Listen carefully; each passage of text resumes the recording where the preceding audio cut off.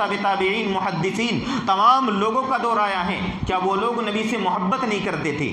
وہ لوگ بھی تو نبی سے محبت کرتے تھے، یا ہم اور آپ ہی نبی سے زیادہ محبت کرتے ہیں؟ وہ لوگ بھی تو نبی سے بے انتہا محبت کرنے والے تھے، حتیٰ کہ ان لوگوں کا حال تو یہ تھا، حضرت حذیفہ ابن یمان رضی اللہ تعالیٰ عنہ جس وقت وہ فارس کے اندر گئے، ایران کو جب انہوں نے فتح کیا، آپ کو یہ بتانا چاہتا ہوں کہ وہ لوگ کتنی محبت اللہ کے رسول سے کرتے تھے۔ ہم تو ان کے سامنے کچھ بھی نہیں ہیں، ان کے قدموں کی دھول کے برابر بھی نہیں ہیں، بلکہ یہ تو دور کی بات، میدان جنگ کے اندر جو ان کے گھوڑے ہوا کرتے تھے، ان کے قدموں سے جو گرد و غبار اڑتا تھا، ہم اس کے برابر بھی نہیں ہیں، اور ہم دم بھر رہے ہیں کہ ہم محمد عربی صلی اللہ علیہ وسلم سے محبت کرتے ہیں۔ کیا یہی محبت ہیں کہ دو چار دیگیں بنا کر کے تقسیم کر دی اور سمجھ لیجئے کہ محبت کا حق ادا ہو گیا؟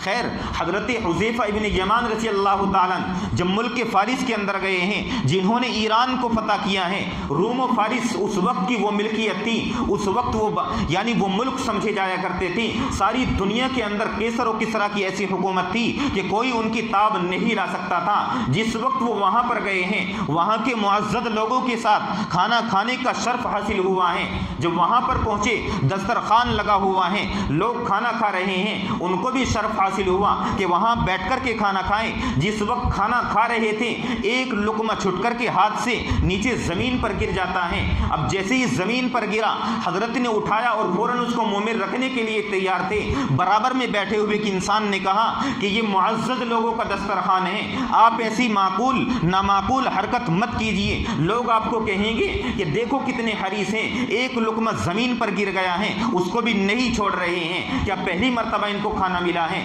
حضرت حذیفہ غصے میں آ گئے اور یہ کہا، کیا میں ان احمقوں کی وجہ سے اپنی نبی کی سنت کو چھوڑ دوں گا؟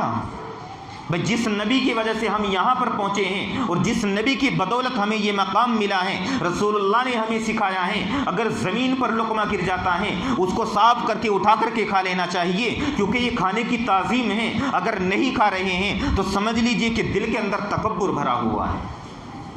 دل کے اندر کھوٹ ضرور پایا جا رہا ہے۔ یہ لوگ ہیں عشق نبی میں ڈوبنے والے۔ جس وقت اللہ کے رسول صلی اللہ علیہ وسلم کا وصال ہوا، کان کھول کر کے سننا، جب آپ علیہ الصلوۃ والسلام اس دنیا سے جا رہے تھے، کوئی تاب نہیں لا پا رہا تھا۔ حضرت عمر فاروق رضی اللہ تعالیٰ نے یہاں تک کہہ دیا تھا کہ اگر کسی نے یہ کہا کہ آپ علیہ الصلوۃ والسلام دنیا سے پردہ فرما چکے ہیں تو اس کی گردن اڑا دوں گا۔ یعنی ان کے اندر اتنی ہمت نہیں ہو پا رہی تھی کہ اللہ کے رسول کے دنیا سے جاتا ہوا دیکھ سکیں، کیونکہ ایسی انسان کی جدائی جس کے اوپر انہوں نے سب کچھ قربان کر دیا تھا، اپنے گھر بار کو چھوڑ کر کے، اپنی جائیداد کو مکے کے اندر چھوڑ کر کے، اپنی بیوی بچوں کو مکے کے اندر چھوڑ کر کے، سب کچھ چھوڑ کر کے رسول اللہ کے ساتھ ہجرت کی تھی۔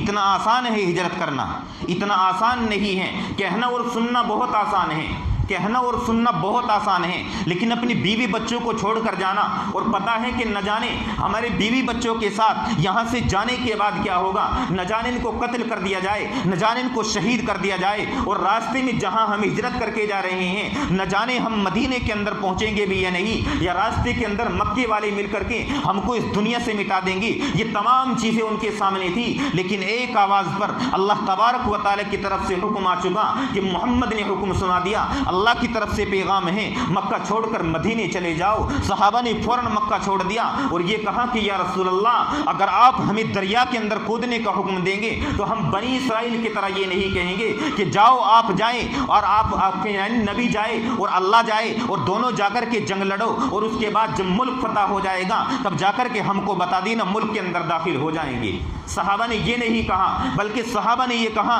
کہ یا رسول اللہ، ہم آپ کے دائیں سے لڑیں گے، بائیں سے لڑیں گے، چاروں طرف سے آپ کی حفاظت کریں گے، غرض ہے کہ آپ کے اوپر آنچ نہیں آنے دیں گے۔ یہ تھے صحابہ کرام رضوان اللہ علیہم اجمعین۔ آج ہم بھی محمد کے امتی ہیں، بالکل نام لیوا ہیں، اور ہم بھی دم بھرتے ہیں کہ ہم محمد صلی اللہ علیہ وسلم سے محبت کرتے ہیں۔ ایک صحابی رسول جس وقت جنگل کے اندر موجود تھے، جب یہ خبر سنی کہ آپ علیہ الصلوۃ والسلام دنیا سے جا چکے ہیں، دنیا سے پردہ فرما چکے ہیں، تاب نہیں لا سکے، فوراً اللہ کے سامنے سجدے میں گر گئے اور یہ کہا کہ پروردگار عالم، جن آنکھوں سے میں نے تیرے محبوب کا دیدار کیا تھا، آج کے بعد دنیا کی کوئی چیز دیکھنا نہیں چاہتا، بس دنیا سے اسی وقت میری रोशनी को सल्ब कर लीजिए, दुनिया की किसी चीज़ को मैं नहीं देखूंगा। बस यही मेरी तमन्ना थी कि या रसूल अल्लाह, यानी अल्लाह के रसूल को मैं देखता रहता, बस यही मेरी तमन्ना थी। आज अल्लाह के रसूल दुनिया से जा चुके हैं, मुझे आंखों की ज़रूरत नहीं है। ये थे सहाबा किराम रिज़वानुल्लाहि अलैहिम अजमईन, इश्क़ रसूल में डूबे हुए लोग। हम लोग भी इश्क़ नबी का दम भरते हैं, लेकिन बस ये समझते हैं कि अल्लाह के रसूल ने जो कहा है उसकी मुखालफत करनी है, उसकी मुखालफत करके ये समझते हैं कि हाँ हम भी मोहब्बत रसूल का हक़ अदा कर रहे हैं।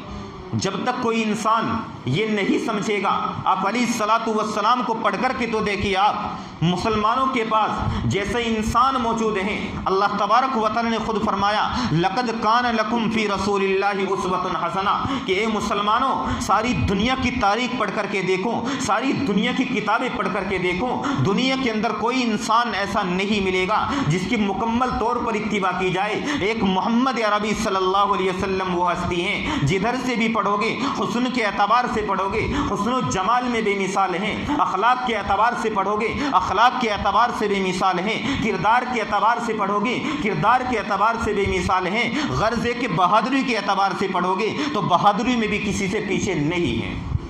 ये तमाम सिफात किसके अंदर पाई जाती थी? मोहम्मद अरबी सल्लल्लाहु अलैहि वसल्लम के अंदर कूट कूट कर भरी हुई थी। लेकिन मुसलमान आज अल्लाह के रसूल को छोड़कर, इतने बेहतरीन इंसान को छोड़कर कि जिसकी इत्तिबा करने के लिए कहा जा रहा है कि अगर तुम अल्लाह को यानी अल्लाह के महबूब बनना चाहते हो तो सिर्फ एक काम करना है। मैंने कुरान मुक़द्दस की शुरू में एक आयत पढ़ी थी, क़ुल इन कुंतुम तुहिब्बूनल्लाह फत्तबिऊनी युहब्बिबकुमुल्लाह, यहाँ तक तो अभी पहुँच भी नहीं पाए।